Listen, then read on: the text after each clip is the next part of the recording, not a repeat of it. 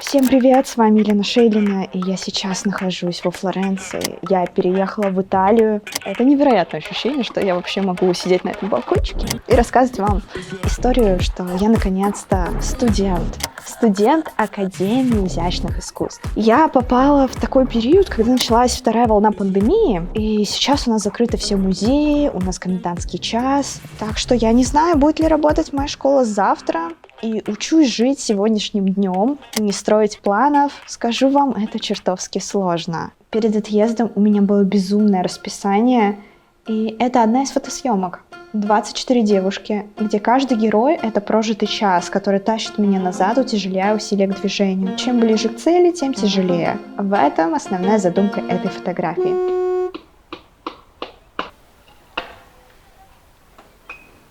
Уйди, жук! Жук сейчас залетит. Я не знаю, что они делают. Я не знаю. Короче, будем снимать дома. Это невозможно. Представь, что ты смотришь мои фотографии, а потом становишься их частью. Я нашла участников среди своих подписчиков.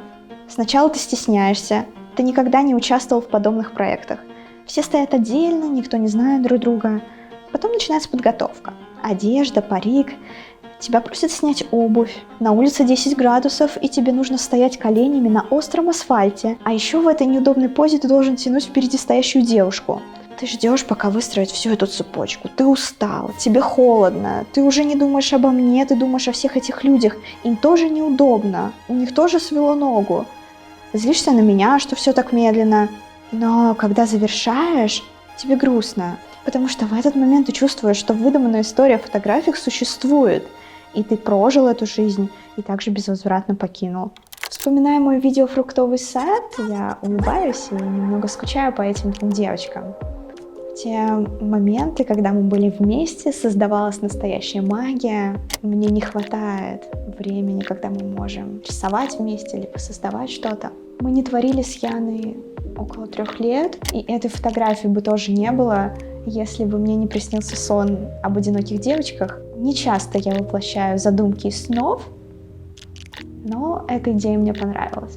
Бабочек было 50 штук, засушенные, хрупкие и без усиков. Мы проделали тонкую и ювелирную работу, отрывали каждое крылышко и приклеивали их заново, чтобы создать ощущение полета.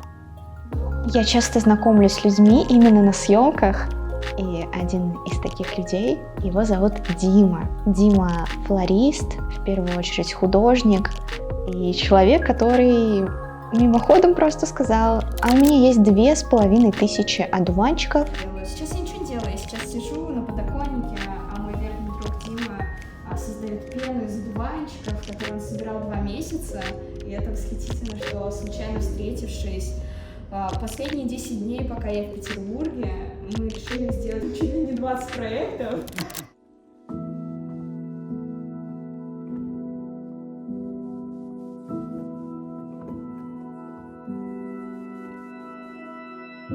An ocean, a cave, a dream that no one could save, a shelter, a whole life. Каждый раз, делая фотографии, я первоначально их делаю не для публикации. Есть некоторые работы, которые я скрываю, и многие люди это замечают, и им кажется, что значит эта работа не получилась.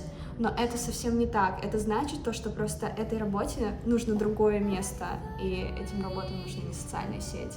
А пока я пыталась сделать вот это вот все на свете до отъезда, у меня началась выставка в Токио.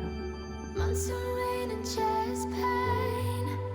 What's the plan? 30 сентября началась моя выставка соло в Токио, и она началась без меня. Я проснулась где-то в 5 утра, и я не понимала, что я действительно чувствую, но это что-то было очень теплое и светлое, потому что у меня была автоматическая, очень быстрая связь с людьми, которые находятся там, далеко, где-то в Японии.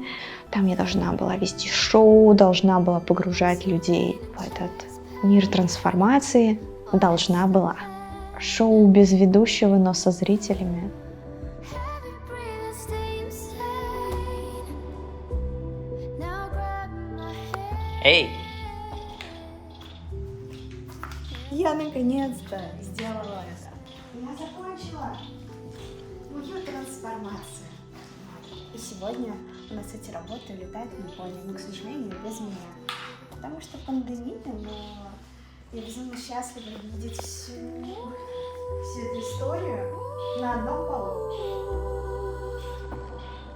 Выставка «Трансформация» — это выставка о пути к самому себе, о том, что ты можешь быть кем угодно, если дашь шанс войти в твою жизнь. Как мокрый поцелуй рыбы срывает ниточки от кукловода, как встреча мух на слишком сладком джеме, как разрушенный замок лебедем, говорящий нам строить свои планы из более прочного материала. Найди того человека, кто трансформирует тебя, или стань таким человеком для кого-то. Реакция произойдет автоматически и на тебя, и на твоего спутника. Вот такая главная, но краткая история. И параллельно с японской выставкой мои работы участвовали в ярмарке современного искусства в Париже, где мне удалось побывать во время транзита Петербург-Флоренция. Она смотрится хорошо. И мы наконец-то подошли к главному изменению в моей жизни. Это переезд во Флоренцию. Насколько это было сложно. Я сейчас нахожусь в мастерской, где как раз и буду проводить большее количество времени именно в Италии. Первое, что изменилось, когда я начала учиться рисовать, был вот такой карандаш. Стал вот такой карандаш. На самом деле, самое трудное при переезде в Италию было это то, что ты не знал, что конкретно тебе ждать, когда ты сюда приедешь. Будешь ли ты скучать по дому?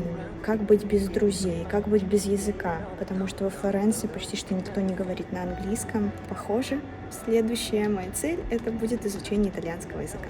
Именно в мастерской мы делаем акцент на повторы изображений, на черно-белый рисунок. Рисуем с натуры, рисуем маслом. Я понимаю, что у меня много пробелов в моем обучении. Мне очень сложно передавать форму. Я даже когда рисую человека, у меня голова больше, ноги короче. Все-таки, если вы решитесь куда-нибудь переехать, то все-таки это не так сложно и не так трудно, как ты представляешь, когда хочешь поехать куда-то. Мне кажется, я могу тут находиться весь день, сутками рисовать. Но как только я кладу карандаш или кладу кисточку, я чувствую безумную усталость в ногах, в спине. Мы все время стоим. И мне кажется, что путь художника очень травмоопасен. Но посмотрим, что у меня из этого выйдет. Буду держать вас в курсе. Теперь мой муж учится на арт-куратора, а я на художника. И мы, как раньше, можем остаться маленькой и крепкой командой. Сколько еще знаний мне нужно освоить, чтобы мои чудовища обрели скелет и мышцы? Как говорил Леонардо да Винчи, теории должно быть столько же, сколько и практики. Танцы.